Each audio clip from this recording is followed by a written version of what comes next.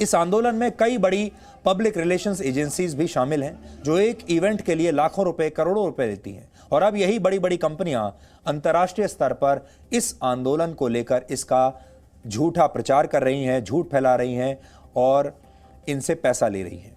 भीड़ को नियंत्रित करने के लिए बड़ी संख्या में लोगों की मदद ली जा रही है, यानी क्राउड मैनेजमेंट के नाम पर कई लोग अलग अलग शिफ्ट में काम कर रहे हैं और इन लोगों को वॉलंटियर बताया जाता है, जबकि ये लोग वॉलंटियर हैं नहीं।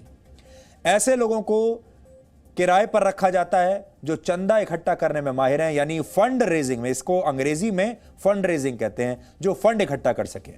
टूल किट और पावर पॉइंट प्रेजेंटेशन बनाने के लिए पानी की तरह पैसा बहाया जा रहा है और एनजीओज की मदद से प्रदर्शन स्थल पर रहने के लिए वाटरप्रूफ टेंट्स, शानदार खाने पीने की व्यवस्था, आपको मसाज करने की व्यवस्था, कपड़े धोने के लिए बड़ी बड़ी वॉशिंग मशीन्स, ये सब कुछ उपलब्ध कराया जा रहा है। गाने और नारे लिखने के लिए कलाकारों की मदद ली जा रही है और बड़े बड़े सेलिब्रिटीज आंदोलन स्थल पर होने वाले कार्यक्रमों में हिस्सा ले रहे हैं, यानी मनोरंजन भी भरपूर है। ये सब कुछ एक बड़े आयोजन की तरह हो रहा है और अंतर्राष्ट्रीय ताकतें भी इसमें हिस्सा ले रही हैं। सबसे महत्वपूर्ण बात यह है कि ये सब कुछ आंदोलनकारियों के लिए मुफ्त में हो रहा है। अंग्रेजी की कहावत है, there are no free lunches in this world. Hindi में इसका अर्थ है, दुनिया में कुछ भी मुफ्त में नहीं मिलता। और हमें लगता है कि आंदोलन कर रहे किसानों को जो भी सुविधाएं और ये सारी समर्थन मिल रहा है, इसकी भी एक कीमत है। ये सब मुफ्त में नहीं हो रहा। अब सवाल यह है, ये पैसा कौन खर्च कर रहा है?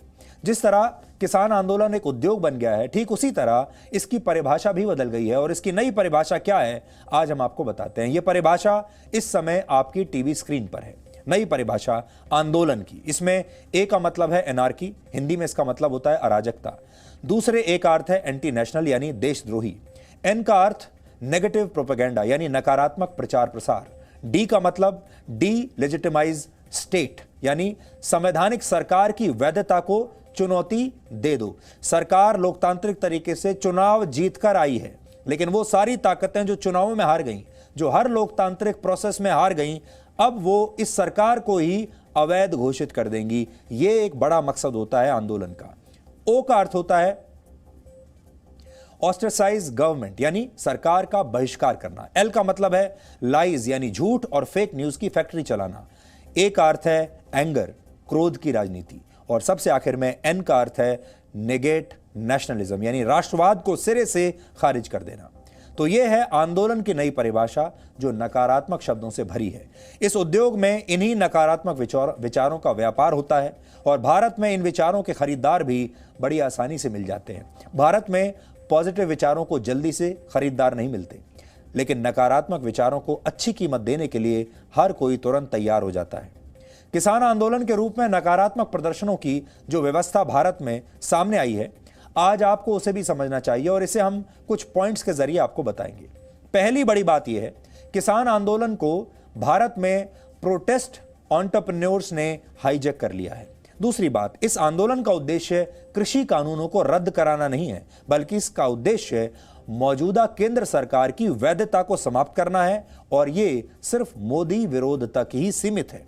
तीसरी बात, इस पूरे आंदोलन में कुतर्क तर्क पर हावी है, यानी तर्क और तथ्यों को पूरी तरह से नजरअंदाज कर दिया गया है। तर्क के लिए कोई जगह नहीं है और इसीलिए आपने देखा होगा, जब सरकार हर रोज ये कहती है कि एमएसपी जारी रहेगा और मंडियां समाप्त नहीं की जाएंगी, ये तर्क शोर में कहीं खो जाता है। और चौथी बात यही है, झूठ का शोर इतना तेज है, इतना ज्यादा है कि सच की मांग बहुत कम हो गई है, सच की आवाज दब गई है।